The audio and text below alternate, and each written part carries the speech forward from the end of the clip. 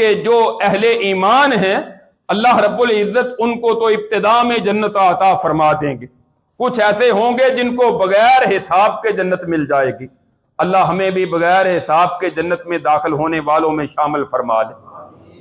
اور اگر حساب ہو گیا تو بہت سارے ہوں گے جن کے اللہ گناہ معاف کر دیں گے اپنی رحمت سے، لیکن کئی ایک اور بہت زیادہ ہوں گے کہ جن کے گناہوں کی وجہ سے ان کو جہنم کی آگ میں ڈال دیا جائے گا اور پھر جہنم میں جلیں گے، جہنم کی سزا ملے گی، پتہ نہیں وہ کتنی دیر تک سزا ملے، کتنے سال سزا ہو جائے، کتنی صدیاں سزا ہو جائے جہنم کی آگ کی۔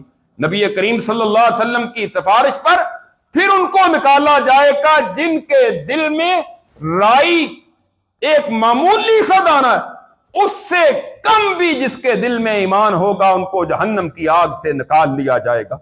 اس کا مطلب یہ ہے کہ ایمان واقعتاً بہت بڑی نعمت کہ جس کے دل میں ایمان ہوگا بالآخر وہ جہنم سے نکل جائے گا، اور جس کے دل میں ایمان ہے ہی نہیں وہ ہمیشہ ہمیشہ کے لیے جہنم کی آگ میں رہے گا، اس کو کبھی بھی وہاں سے نکالا نہیں جائے گا۔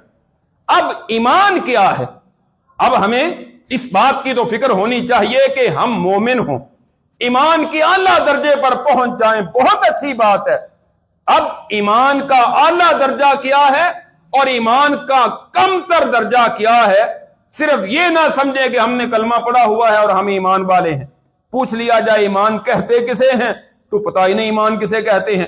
کم از کم ایمان کا پتہ تو ہونا کہ کن چیزوں پر ایمان، اور پھر ایمان کے تقاضے کیا ہے، ایمان کی عملی صورت کیا ہے۔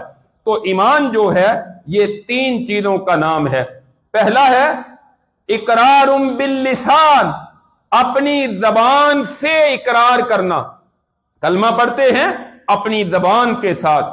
اگر کوئی بندہ اپنی زبان کے ساتھ کلمہ پڑھ لے تو اس نے ایمان کا ایک درجہ حاصل کیا ہے۔ تین چیزیں مل کر ایمان بنتا ہے، اپنی زبان سے کلمہ پڑھنا، وَتَصْدِيقٌ بِالْقَلْبِ، اور پھر اپنے دل سے اس کی تصدیق کرنا۔ صرف زبان سے کافی نہیں ہے بلکہ دل سے اس کی تصدیق کرے کہ واقعتاً اسی طرح ہے۔ اور تیسرا ہے کہ وَعَمَلٌ بِالْأَرْكَانِ، کہ اپنے اعضاء کے ساتھ اس پر اعمال کرنا۔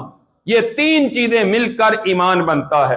اگر کوئی بندہ اپنی زبان سے اقرار کرتا ہے، دل سے تصدیق نہیں کرتا، تو اس کو منافق کہتے ہیں۔